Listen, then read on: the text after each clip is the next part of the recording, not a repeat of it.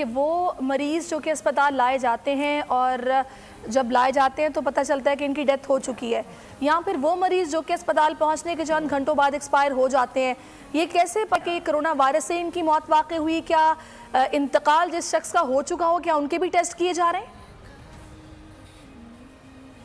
نہیں، ایسا کچھ نہیں ہو رہا. جن کا انتقال ہو چکا ہوتا ہے، ایک تو ہمارا کلچر اور کسٹم اس طرح کا ہے، جو لوگ اپنے پیاروں کو لاتے ہیں اور اگر ان کا انتقال ہو چکا ہوتا ہے تو زیادہ تر ہمارے ہاں لوگ 99% پوسٹ مارٹم کرنے سے منع کر دیتے ہیں.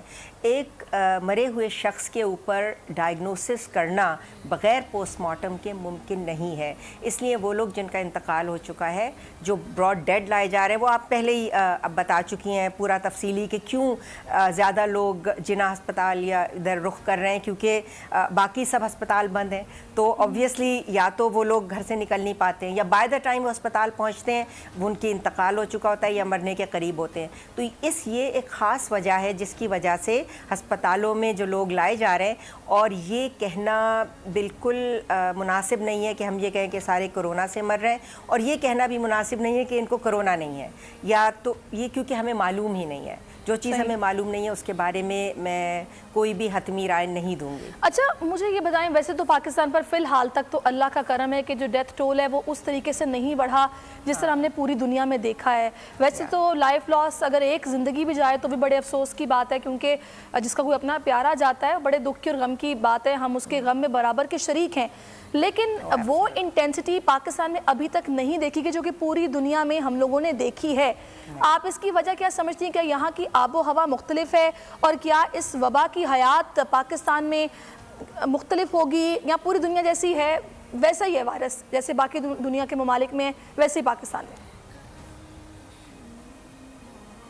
تو پہلے تو یہ ہے کہ اللہ کرے کہ یہ بات بالکل سچ ہو جو آپ کہہ رہی ہیں، اللہ کرے کہ ایسا ہی ہو، مگر ایسا ہے نہیں.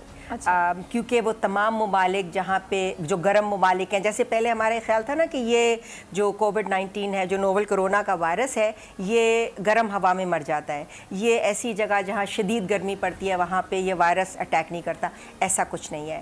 ہمارے ہاں یقیناً اٹیک ریٹ، کیونکہ اٹیک ریٹ تو ہمیں پتہ ہی نہیں ہے، لیکن جو ہمارا کیس فیٹیلٹی ریٹ ہے، یعنی وہ لوگ جن کا انتقال ہو رہا ہے ڈیزیز ہونے کے بعد، وہ ہمارا 1 سے 2% کے درمیان ہے، اور باقی ممالک میں 3 سے 7% کے درمیان ہے.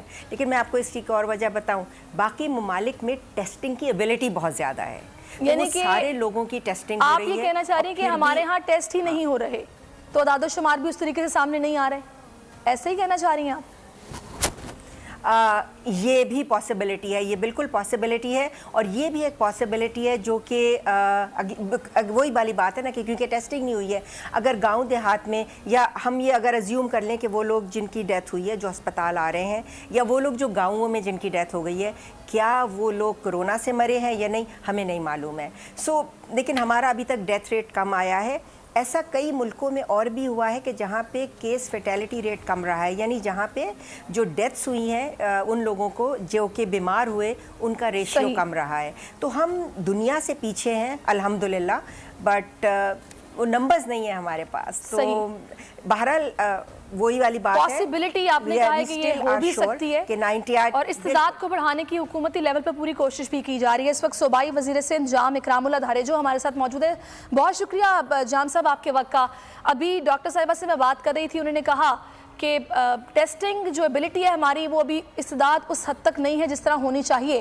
شاید یہی وجہ ہے کہ اعداد و شمار اتنے زیادہ نہیں ہیں جیسے ہم باہر کے ممالک میں دیکھ رہے ہیں.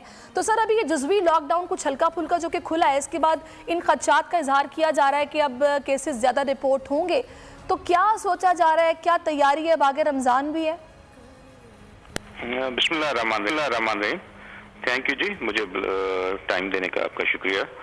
جی اس میں کوئی شک نہیں، جیسے ڈاکٹر صاحبہ کہہ رہی ہیں کہ ہمارے ہاں ٹیسٹنگ اتنے نہیں ہوئے جتنے ہونے چاہیے، اور اس میں یہی بار بار ہمارے چیف منسٹر سندھ کہتے آ رہے تھے کہ اس وقت اتنی ٹیسٹنگ نہیں ہو رہی، اگر مزید ہوگی تو ہو سکتا ہے ہمارا لوگ افیکٹڈ زیادہ نکلیں. تو اس میں کچھ فیڈرل گورنمنٹ کی طرف سے بھی دلچسپی کم ہمیں نظر آئی، اور بارہا وہ کہتے رہے کہ لاک ڈاؤن پہ کوئی کنفیوژن کریٹ کرتے رہے. تو سندھ گورنمنٹ کا مقصد کسی کا کاروبار یا روزگار یا فیکٹریز نہیں تھا، हमारा मकसद ये था कि इसका कोई और हल नहीं है। जैसे बार बार चीफ मिनिस्टर यही कह रहे थे कि एक ही सिर्फ तरीका है, लॉकडाउन करके लोगों को अपने घरों तक महदूद रख के इस वबा से बचा जा सकता है। सही। तो यकीनन टेस्ट इतने नहीं हुए, अगर टेस्ट जैसे जैसे ज्यादा होंगे तो मेरे ख्याल में लोग भी इतने अफेक्टेड ज्यादा मिलेंगे।